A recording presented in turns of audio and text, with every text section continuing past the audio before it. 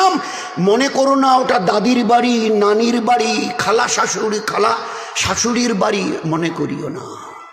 জাহান্নাম তো দেখোনি, একসঙ্গে 17 রকমের আযাব জাহান্নামে এক একজন পুরুষ আর মেয়ের উপরে চাপানো হবে। 17 রকমের আযাব একসঙ্গে। 1000 বছর ধরে জাহান্নামের আগুনের জ্বলন, সাপের কামড়, ফেরেশতাদের লাঠির পেটাই, চিৎকার করতে করতে এ আল্লাহ, এ আল্লাহ, এ আল্লাহ, মরে গেলাম, আর বরদাস্ত হচ্ছে না, হয় এখান থেকে বাঁচাও, হয় বাঁচাও, আর নয়তো মেরে শেষ করে দাও, এ আযাব আর সহ্য করতে পারছি না। 1000 বছর ধরে ওই পুরুষটা জাহান্নামে, ওই মেয়ে ছেলেটি জাহান্নামে চিৎকার করবে, আল্লাহ, কলিজা ফেটে যাচ্ছে, খিদায় পিপাসায় আর বরদাস্ত হচ্ছে না। 1000 বছর চিৎকারের পরে আল্লাহ ফেরেশতাকে বলবে, আল্লাহ তো দয়ালু, ফেরেশতাকে বলবে যাও যাও, আমার ওই বান্দা বান্দিরা 1000 বছর ধরে চিৎকার করছে, আল্লাহ মরে গেলাম, আল্লাহ হয় একটু কিছু খাওয়াও, একটু কিছু পানি দাও পান করবার জন্য, কলিটা পর্যন্ত কলিজা ফেটে যাচ্ছে, হয় এখান থেকে বের করো, বাঁচিয়ে দাও, আর নয়তো আমাদের মৌত দিয়ে শেষ করো। দোকান থেকে তো বের হবার কোনো রাস্তাও নেই, আর মৌতে তো মৌত করিয়ে দিয়েছে, আর মরারও কোনো ব্যবস্থা নেই ওখানে। তো চিল্লাবার পরে আল্লাহ হুকুম দেবে, যাও এদেরকে একটু খানার পানি দাও। ফেরেশতারা বলবে, আল্লাহ কি খানা দেবো? বলে জক্কুম, জক্কুম খাবার জন্যে। আর পানি কি দেবো? বলে হামিমাও ও গাসাকা। জক্কুম বলা হয় একটা কাঁটাদার গাছ, আমরা এখন তো এখন খুব একটা চোখে দেখা যায় না, ওই ময়নার গাছ রাস্তার ধারে হতো, আর এইরকম লম্বা লম্বা কাটা, আর একটা ঠিস ঠিস ঠিস ঠিস করে কাটা হতো, একেবারে চতুর্দিকে কাটা, ওই রকম কাটাযুক্ত গাছ জক্কুম তার নাম হবে, তাকে নিয়ে গিয়ে খাওয়ানো হবে। তো ওটা যখন ফেরেশতারা খাইয়ে দেবে, চতুর্দিকে কাটা থই থই করছে, তো গলার মাঝখানে গিয়ে আটকে যাবে, না গিলতে পারবে, না অক করে ফেলে দিতে পারবে, না ঢোক গিলতে পারবে, না ফেলতে পারবে, গলার মাঝখানে গিয়ে পেট আর মুখের বাইরে আটকে যাবে গলায়। আচ্ছা, এই যে কাঁটাগুলো চতুর্দিকে গলার কণ্ঠনালীতে আটকে গেল, বিষগুলো, এর কাঁটাগুলোর বিষ আছে? কোনো বিষ আছে?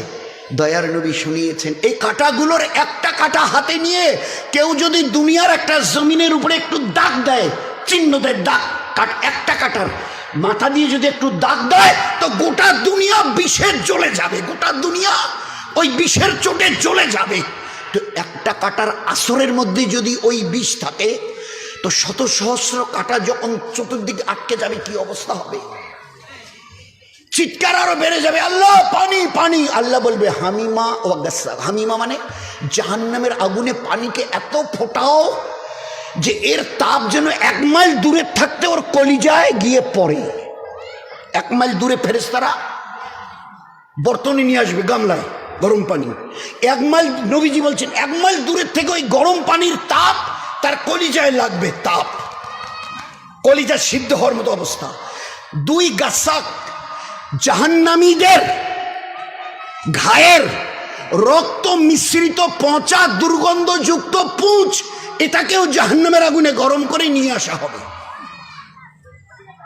ঠান্ডা মাথায় চিন্তা করি দোস্ত, ও দিন যেন দেখতে না হয়। সবার জবানি যাবে, বুড়াপা যাবে, এই 2-3-4 তলার ওই উপরে ডানলপের ওই গদি থেকে নামিয়ে ওই বাঁশঝাড়ে পুঁতে দেয়া হবে। ওদিন আসছে নয়, আসছেই। ট্রাই টু রিমেম্বার, ও দিন আ রাহা হ্যায়, ইয়াদ রাখনা, ও দিন আ রাহা হ্যায়। 1 মাইল দূর থেকে যখন তাপ লাগবে গরম পানি, আর ওই জাহান্নামীদের ঘায়ের রক্ত মিশ্রিত দুর্গন্ধযুক্ত পচা পুঁজ, তাকে জাহান্নামের আগুনে গরম করা। 1 মাইলে থাকতেই বলবে আল্লাহ আল্লাহ আল্লাহ, ফেরেশতাকে বলো আমি আর পান করবো না, আল্লাহ আমার পিপাসা মিটে গেছে, নিয়ে যাও। আল্লাহ ফেরেশতাকে বলবে জবাব দাও। ফেরেশতা বলবে তোমার জন্য এটা অ্যালট হয়ে গেছে, সিলেক্ট হয়ে গেছে তোমার জন্য। ওই যেমন বাড়িঘর, অঞ্চল অফিসে, বিডিও অফিস থেকে সিলেক্ট হয় না, আপনার এত ভাতা, এত ইমামের বেতন, এত মুয়াজ্জিনের বেতন, ওটা অ্যালট হয়ে গেছে। তো ফেরেশতারা বলবে এটা আল্লাহর তরফ থেকে অ্যালট হয়ে গেছে। এইবারে বর্তনে ওই গরম পানি আর পচা রক্ত মিশ্রিত পুঁজ ঠোঁটের কাছে লাগিয়ে দেওয়া হবে, পান করো। দয়ার নবী, দয়ার নবী সাল্লাল্লাহু আলাইহি সাল্লাম বলছেন, যখন এই পেয়ালা এনে, ওই গামলা এনে গরম পানি আর পুঁজের ঠোঁটে লাগানো হবে, তো লাগানোর সঙ্গে সঙ্গে এই ঠোঁটটা ফুলে গিয়ে পায়ের কাছে এসে পড়ে যাবে। নিচের ঠোঁটটা, উপরের ঠোঁটটা ফুলে গিয়ে মাথার উপর দিয়ে গিয়ে পিঠের উপরে গিয়ে পড়ে থাকবে। হুজুরের উম্মত, হুজুরের উম্মতের মা বোন, ওই দিন আসার আগে জীবনটাকে একটু বাঁচা, ওই দিন আসার আগে জীবনটাকে একটু বাঁচা। এ তো শুনছি, বরদাস্ত হবে তো, বরদাস্ত হবে তো।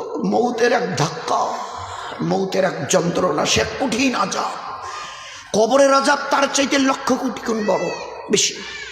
কিয়ামতের একটা আযাব এই কবরের আযাব থেকে লক্ষ কোটি গুণ বেশি।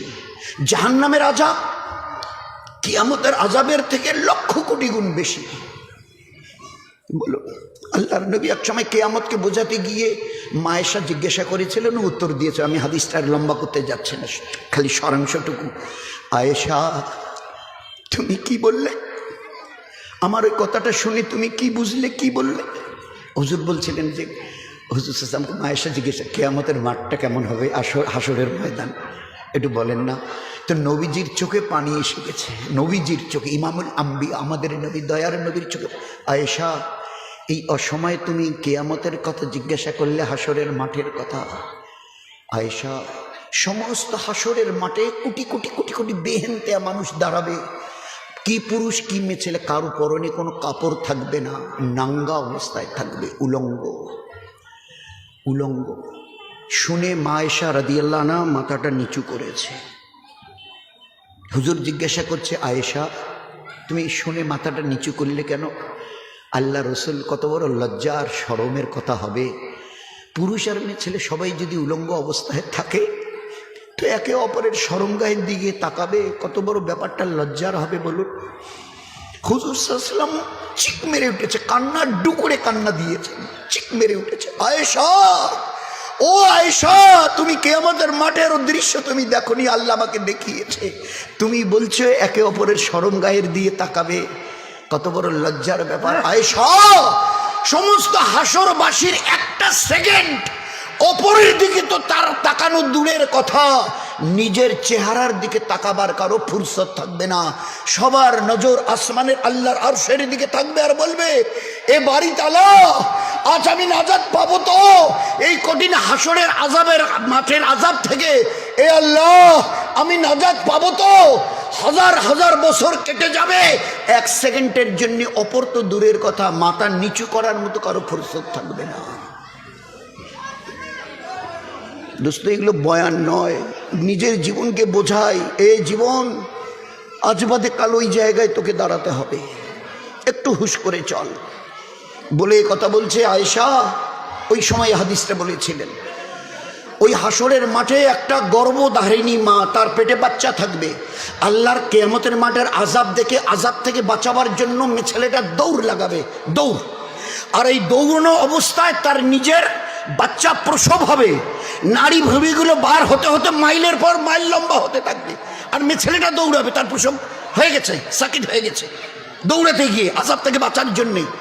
আল্লাহর দয়ার নবী বলছেন, আয়েশা, একটিবারও ওই মেয়ে ছেলেটার হুঁশ হবে না যে আমার বাচ্চা প্রসব হয়ে গেছে। অথচ প্রসবের যন্ত্রণা আমরা পুরুষরা বুঝবো না, ও মায়েদেরকে জিজ্ঞাসা করবেন, বিবিদের জিজ্ঞাসা করবেন যে প্রসবের যন্ত্রণা কাকে বলে। আমরা আমাদের একটা কুচিবাড়ি ভাষা আছে না, ওটার তো মরণ বাসন সময় চলছে, আমার দোয়া করবেন তো, এটা মরণ বাসন টাইম, কী যে হবে আল্লাহ জানে। প্রসবের ওই জ্বালা, দয়ার নবী বলতেন, তোমার মায়ের তুমি কি হক আদায় করবে বলো, তোমার মায়ের তুমি কি হক আদায় করবে? তুমি যেদিন জন্ম নিয়েছো ওই দিন থেকে তোমার মা যদি 100 বছর বাঁচে, আর তুমি যদি তাকে কোনো সময় মাটিতে না নামাও, ওই ঘাড়ে বসিয়ে 100 বছর যদি ঘাড়ে নিয়ে ঘোরো, আমি দয়ার নবী বলছি তোমার ওই মায়ের